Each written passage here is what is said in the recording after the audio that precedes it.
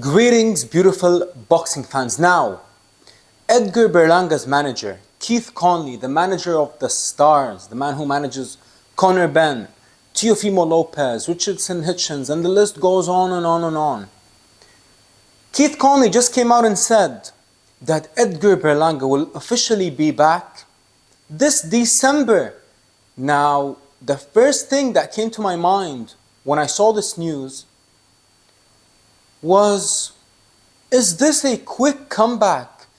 Almost too soon for the chosen one Edgar Berlanga after he suffered a devastating defeat and an absolute demolition job versus the pride of all Muslims around the world, Hamza Sheeraz. Now, what can we expect from Edgar Berlanga moving forward? Now, let me tell you this. Edgar Berlanga has two options now. He either accepts his defeat like a man and try his best to come back better than ever, or he stays delusional and stays in his mindset that he is in right now, which is very unfortunate. The man keeps on making excuses. The man doesn't even believe the excuses that he's making. And if he stays this way, it's all downhill from here, ladies and gentlemen. I don't believe that Edgar Berlanga will ever be the same after his defeat to Hamza Sheeraz. And let me tell you why. Not only is the man showing us that he's not built to accept defeats like a grown man, like a man, but most importantly, if you actually think about it, Edgar Berlanga is a confident man. And the man actually has built his entire career and his entire style based on his brash, confident personality.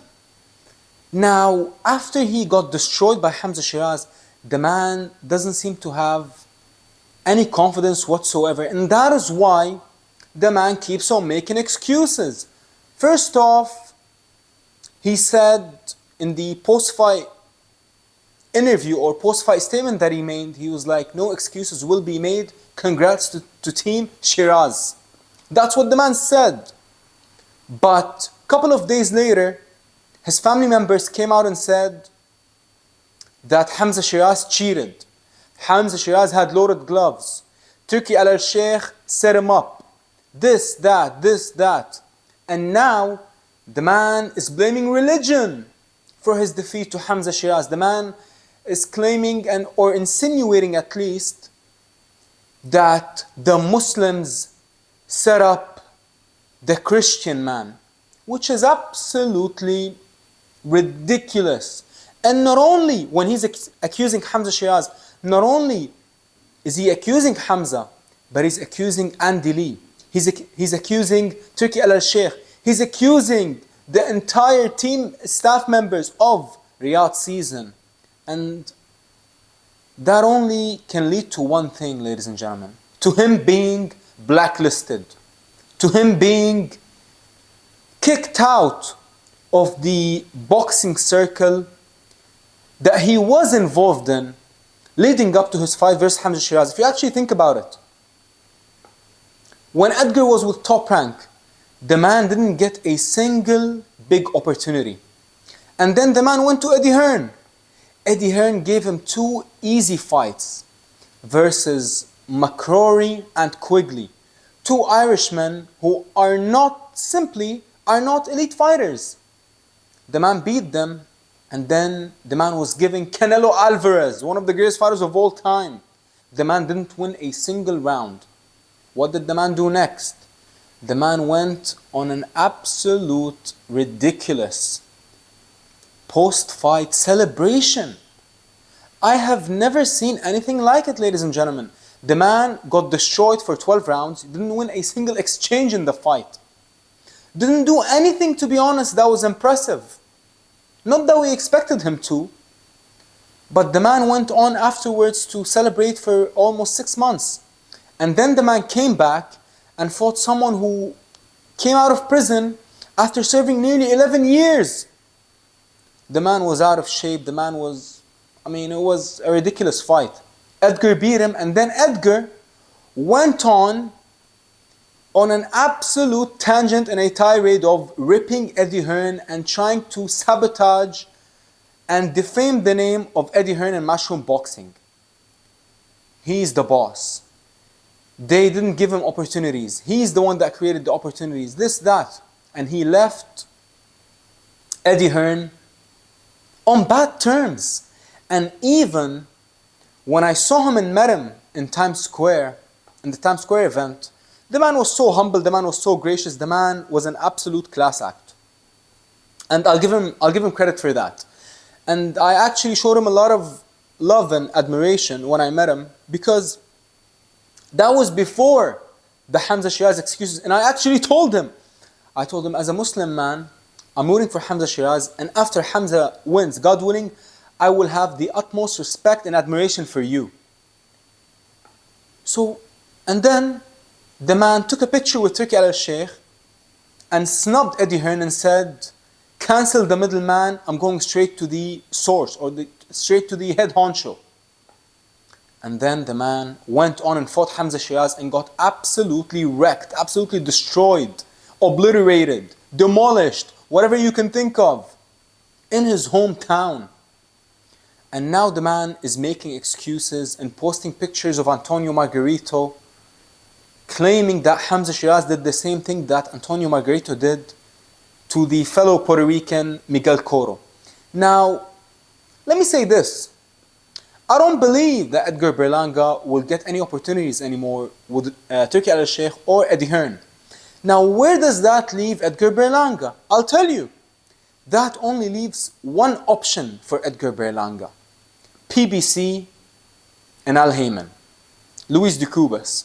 If you actually think about it, PBC, I mean, they are far from being in the best position possible. They are struggling to host pay-per-view events, and to be honest, in my opinion, there is nothing like a PBC event. I don't know if it's the nostalgic part in me that loves PBC because I grew up watching Showtime. I mean, but this is the truth, ladies and gentlemen. PBC are barely making any fights. I mean, when's the next PBC event? We don't know. Gervonta Davis and David Benavidez are the only two stars they have. And David went to Riyadh season, and Tank, the man, we know what's happening with Tank. Much love and respect to my Muslim brother Gervonta Davis, Abdul Wahid, but the man isn't fighting anytime soon, unfortunately. So PBC are in a very, very tough situation. Now, if you ask yourself, what's next for Edgar Berlanga? Only one option, PBC. Now, because even with Top Rank, the man left on bad terms. The man absolutely ripped Top Rank after leaving them. So he only has Golden Boy Promotions and PBC. And the man disrespected Oscar De La Hoya like no other. So Golden Boy is done. Now he's only left with PBC. You know what that means? That means that PBC, whatever offer they give him, they're going to lowball him. Why? Because they know that he has no leverage, and they know that he has no other place to go except with them. Now some might say, should he fight Gabriel Rosado next in Puerto Rico? Well, who's going to host that event? The only option that I can think of is this new company that came out. It's called Marv Nation. But how much will they pay the man? Turki Alalshikh paid him millions. Canelo Alvarez paid him millions. So Edgar Berlanga has put himself in a horrible position, not because he's a horrible fighter. The man is actually, I mean, he is definitely overrated. That's for sure. The man is overrated, but his manner, his lack of manners, and his disrespect, and his foul mouth and foul language, and his delusion, and all the yes men around him, led him to this point. Because the man, if he had actually someone next to him who cares about him, or who cared about him, they would have told him to not burn all these bridges. Because the man simply has nowhere to go except PBC. Who is he going to fight on PBC? Jermall Charlo? Caleb Plant? I mean, Caleb Plant just got absolutely destroyed by Armando Resendiz, so he's not going to fight anytime soon. Jermall Charlo fights once every couple of years. So Edgar Berlanga's career might very well be done and finished. And I hate to say it, but the man put himself in this situation. Now, what would I do if I was Edgar Berlanga right now? I would come out with an interview to debunk all the lies and delusions that I have been saying for the last month. I would retract all my statement. I would apologize to Eddie Hearn and Turki Alsabbagh because they did nothing wrong to me. If anything, the only thing they did to him is give him millions. So Edgar Berlanga, he is in a very, very tough situation. But he can only blame one person, himself.